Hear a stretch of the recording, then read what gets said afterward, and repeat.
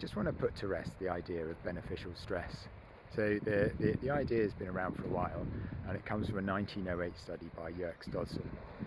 Mice were put into a maze, and they had a task to tell a black box apart from a white box. And sometimes the lighting was difficult, so that's the difficult discernment task. And an easy task, so basically with the easy task, the more the electric shock, the more likely they were to avoid it.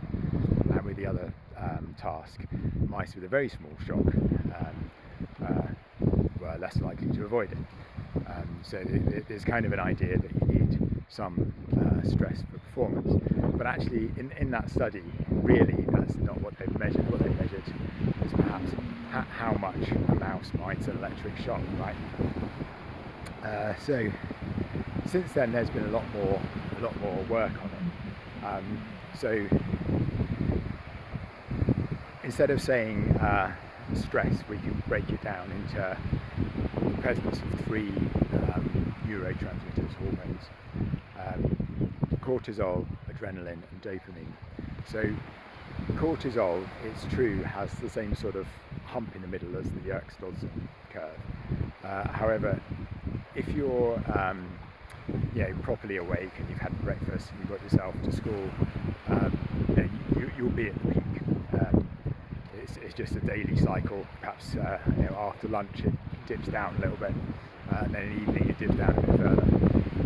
Adrenaline is a straightforward linear relationship, so the optimum mental performance for adrenaline is 0 adrenaline. And then dopamine's a bit more interesting, so it's not really stress, but it is arousal, and it's the feeling you get of satisfaction, like, yeah, I've got this, I've got what I wanted, I'm happy now. And then your brain gets a bit of a boost from that, and then you get a bit more, and so on. There is an optimum peak in that, but you can't really climb beyond it naturally unless you have schizophrenia or so the studies, what they did is they injected people with dopamine and then they start hallucinating. So obviously their mental performance declines.